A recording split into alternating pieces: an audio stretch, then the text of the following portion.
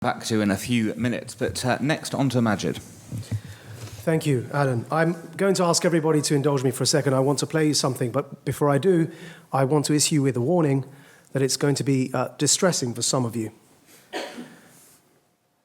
Talk about activity of those people. There will be always, yes, it is freedom of speech, but. And the turning point is but.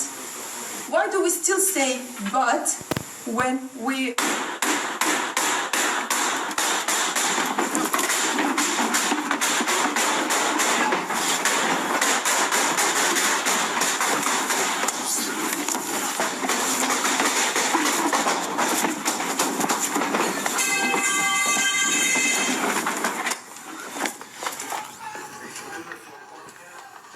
I do apologize if that distressed anyone in the room. That is the audio from the Copenhagen shooting. And the shooter chose chillingly the moment to let loose a volley of shots just as the speaker was making the point that when people pretend to defend freedom of speech, they caveat it with the word but. And he decided to choose that moment to let off the shots. He then went, as we all know, to a synagogue and killed some innocent Jewish people. Before that, it was in France at the kosher shop. And before that, it was in Belgium at the museum. And I really want to, first of all, congratulate all of you for being here today, because that was a cafe. This is a synagogue. They had security outside the cafe. They had close protection for the cartoonist. And yet, despite that, this incident occurred. And so it could just as easily occur in London. It could occur here at this very synagogue.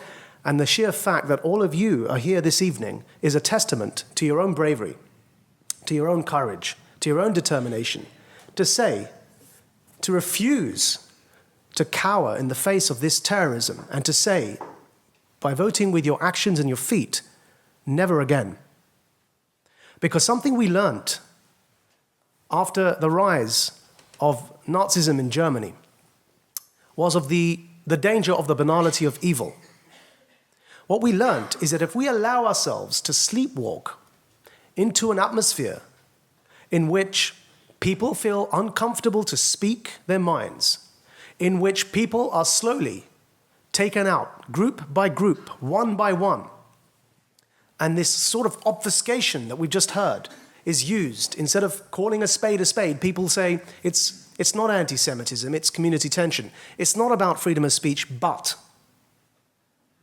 if we allow ourselves to sleepwalk into that climate without standing firm and strong and drawing a line, as we are doing here this evening, drawing a line in the sand and refusing to be coward, then before we know it, it will be too late. Because the question that we were here to address this evening is, have we reached crisis point? Well, I'll ask you to answer that question based upon the recording that you've just heard. If in Europe today, people are speaking in synagogues or in cafes or in libraries, and they're talking about freedom of speech as the subject, or about anti-Semitism as the subject for discussion that evening, and they feel scared to even enter the hall because they're worried that somebody's going to attack them merely for speaking, then I'd argue that that is a level of crisis point, because the very foundation of democracy it rests upon a few points. One of them is the right to express yourself, because without the right to express yourself, you cannot campaign for the political party you represent. You cannot go and vote for the party of your choice. You cannot hold those in authority above us to account for their mistakes. All of that rests upon freedom of speech. And then secondly, to protect the minorities. Because as we've just heard, we must judge the worth, the merit of any society by how much it protects those who are the most vulnerable within it. My own journey to, some of you may know, I spent 13 years on the leadership of an Islamist organization. And my own journey to that organization began because of my own teenage black and white interpretation of the genocide in Bosnia against Muslims, and of the domestic racism I faced at home in Essex, where I was born and raised. We were chased down the streets. This is a year before the murder of Stephen Lawrence. And we were chased through the streets by a neo-Nazi paramilitary organization known as Combat 18. Some of you may have heard of them. They were chasing us with screwdrivers and with knives and with hammers. But there was one man who I refer to in my book, who I've never met since. And it's important to tell this story because it's why I'm here tonight, and it's in honor of that one man.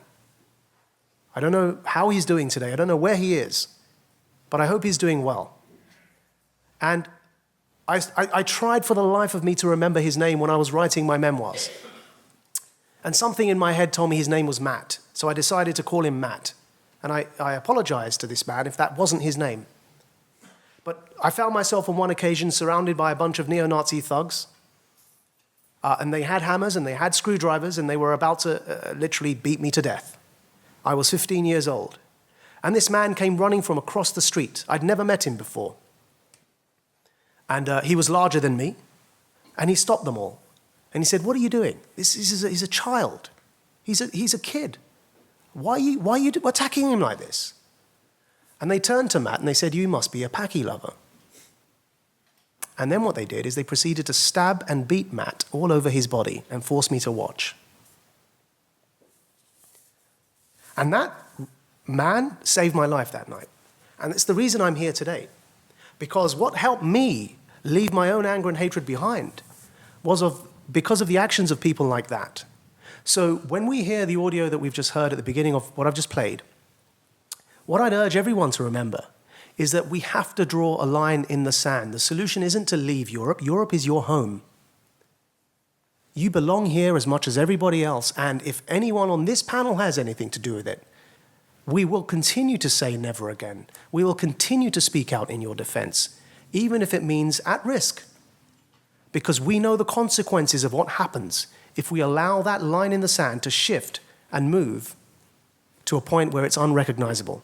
And I will end by saying that, of course, we have to acknowledge where the threat is coming from. President Obama gave a speech yesterday, and I fear that he is succumbing, and we all succumb, to what I've been calling of late the Voldemort effect. If anyone's read Harry Potter, you know what I'm talking about.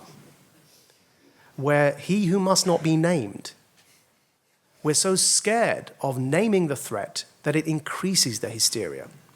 We're dealing proportionately, not only by the assessment of our security services, but also by all the statistics that look into this and by the monitoring services.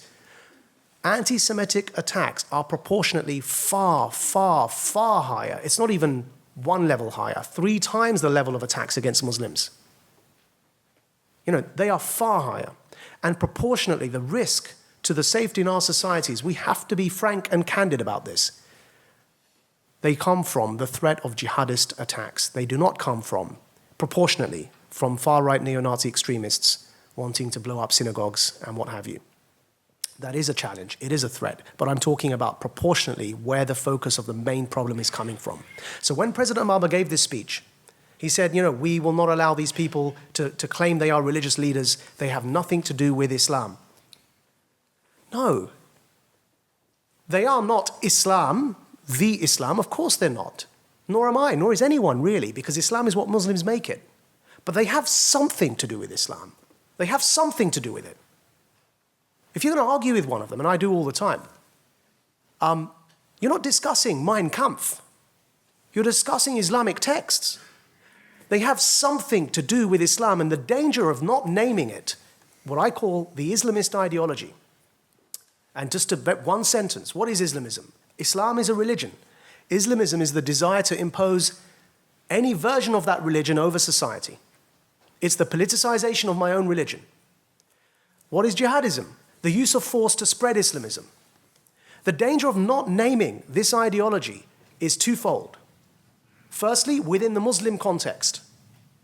Those liberal Muslims, reforming Muslims, gay Muslims, feminist Muslims, dissenting voices, minority sects, the Ismailis, the Shia, all these different minorities within the minority of the Muslim community are immediately betrayed. How are they betrayed? Because you deprive them of the lexicon, the language to employ against those who are attempting to silence their progressive efforts within their own communities by not naming the ideology.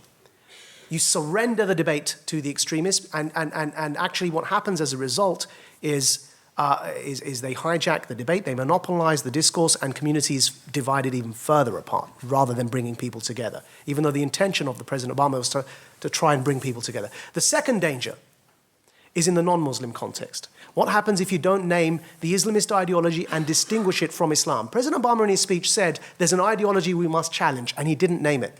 So, think about it. You're sending out the message to the vast majority of Americans, there's an ideology you must challenge, but then you don't tell them what's it called. What are they going to assume? The average American is going to think, yeah, I've got to challenge an ideology. It's called Islam.